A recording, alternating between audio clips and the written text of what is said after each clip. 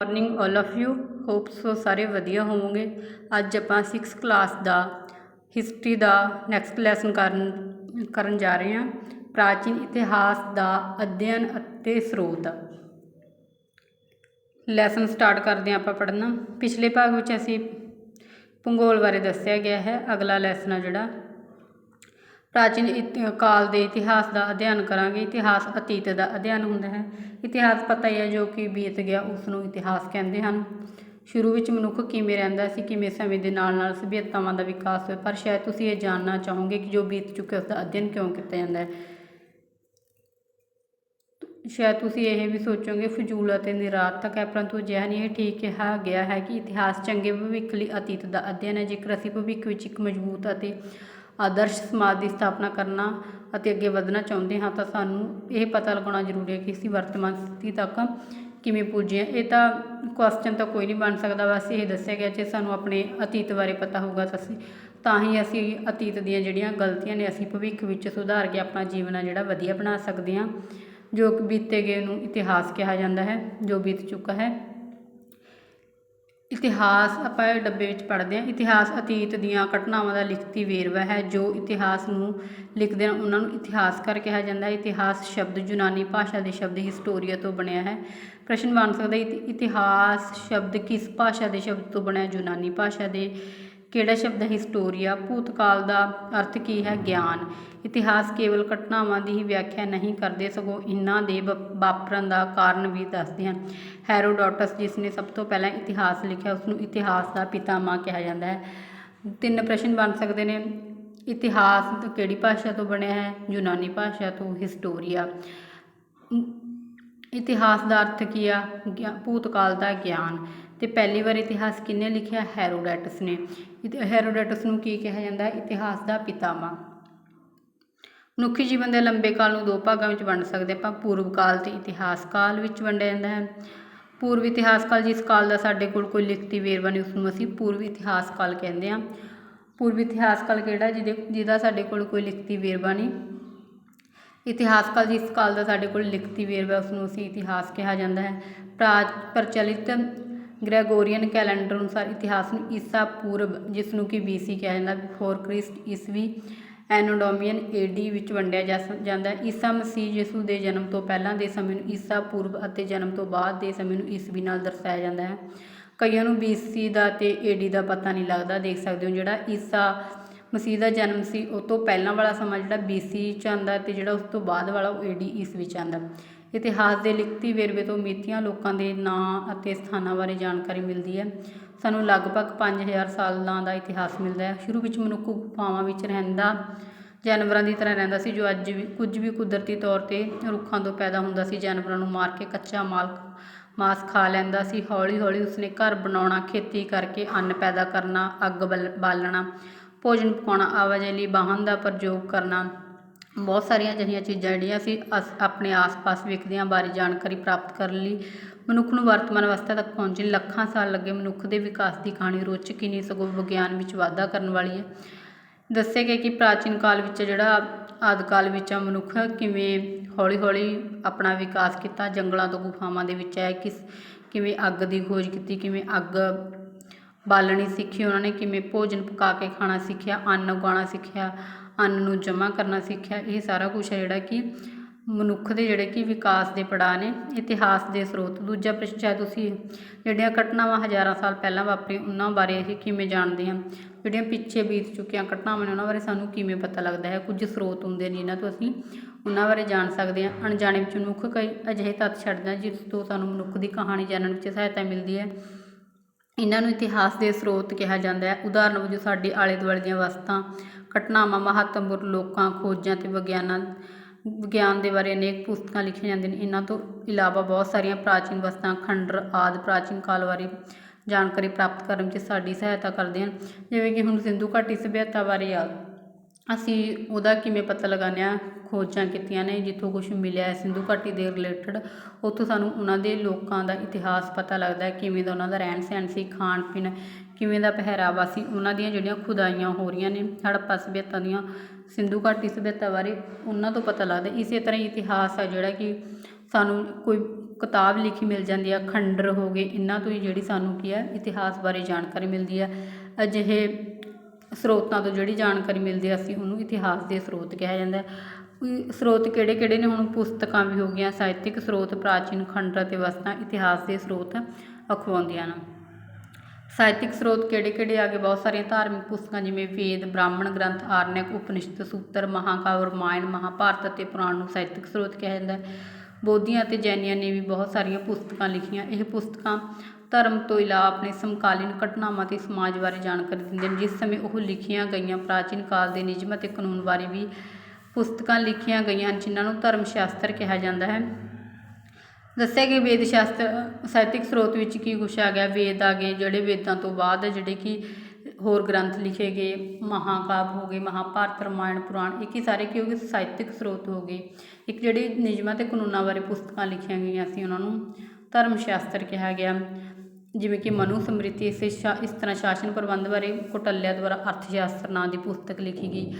ਭਾਸ, ਕਾਲੀਦਾਸ ਅਤੇ ਹੋਰ ਵਿਦਵਾਨ ਬਹੁਤ ਸਾਰਿਆਂ ਨੇ ਨਾਟਕ ਲਿਖੇ। ਕਹਾਣੀ ਲਿਖਣ ਦਾ ਆਰੰਭ ਸਭ ਤੋਂ ਪਹਿਲਾਂ ਭਾਰਤ ਵਿੱਚ ਹੋਇਆ। ਬਹੁਤ ਸਾਰੀਆਂ ਕਹਾਣੀਆਂ ਲਿਖੀਆਂ ਗਈਆਂ। ਆਰੀਆ ਭੱਟ ਅਤੇ ਵਰਾਹ ਮਿਹਰ ਵਰਗੇ ਵਿਗਿਆਨੀਆਂ ਨੇ ਆਪਣੀਆਂ ਖੋਜਾਂ ਬਾਰੇ ਪੁਸਤਕਾਂ ਲਿਖੀਆਂ। ਉਹਨਾਂ ਦੀ ਪੁਸਤਕਾਂ ਤੋਂ ਪਤਾ ਲੱਗਦਾ ਹੈ ਕਿ ਵਿਗਿਆਨ ਅਤੇ ਗਣਿਤ ਦੇ ਖੇਤਰ ਵਿੱਚ ਦੂਸਰੇ ਦੇਸ਼ਾਂ ਨਾਲੋਂ ਭਾਰਤ ਬਹੁਤ ਅੱਗੇ ਸੀ।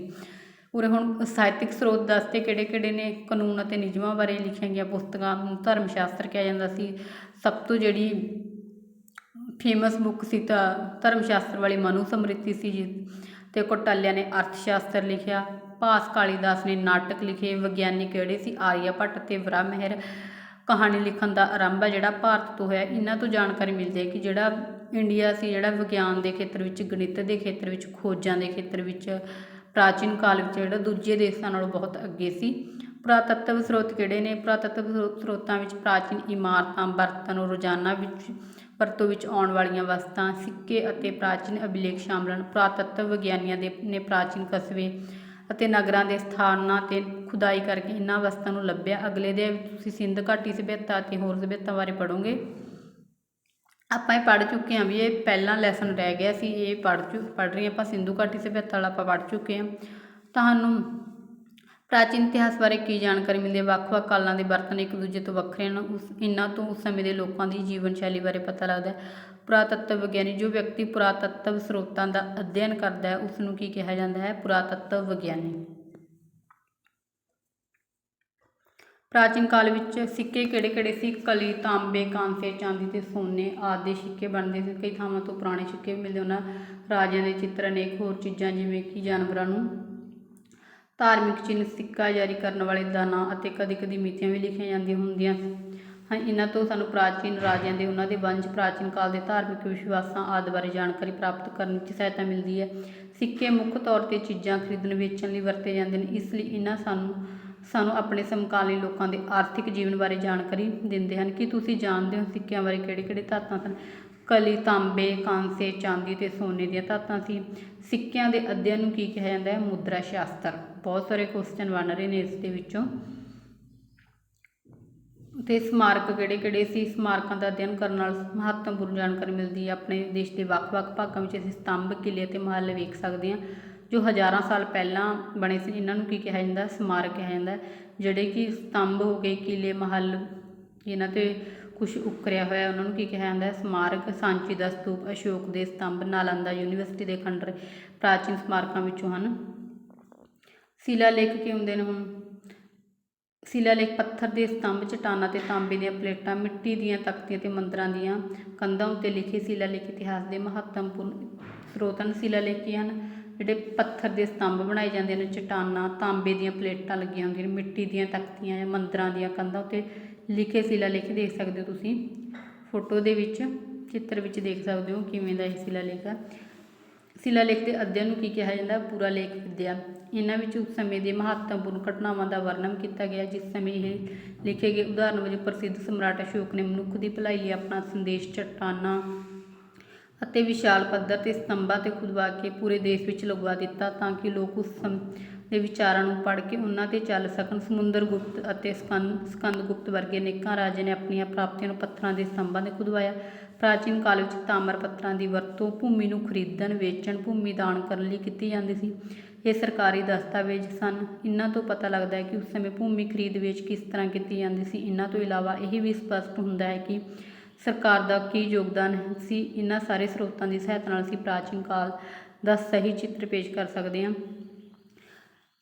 ਕਾਫੀ ਕੁਐਸਚਨ ਬਣ ਸਕਦੇ ਨੇ ਇਸ ਦੇ ਵਿੱਚੋਂ, ਮੈਂ ਨਾਲ ਵੈਸੇ ਰਿਪੀਟ ਵੀ ਕਰਾਤੇ, ਜਿਵੇਂ ਕਿ ਇਤਿਹਾਸ ਲਿਖਣ ਵਾਲੇ ਨੂੰ ਇਤਿਹਾਸਕਾਰ ਕਿਹਾ ਜਾਂਦਾ ਹੈ। ਇਤਿਹਾਸ ਸ਼ਬਦ ਕਿਹੜੀ ਭਾਸ਼ਾ ਦਾ? ਯੂਨਾਨੀ ਭਾਸ਼ਾ ਦਾ। ਅਤੇ ਸਭ ਤੋਂ ਪਹਿਲਾਂ ਇਤਿਹਾਸ ਕਿਸ ਨੇ ਲਿਖਿਆ? ਹੈਰੋਡੋਟਸ ਨੇ। ਅਤੇ ਇਤਿਹਾਸ ਲਿਖਣ ਵਾਲੇ ਹੈਰੋਡੋਟਸ ਨੂੰ ਕੀ ਕਿਹਾ ਜਾਂਦਾ? ਇਤਿਹਾਸ ਦਾ ਪਿਤਾਮਾ ਕਿਹਾ ਜਾਂਦਾ ਹੈ।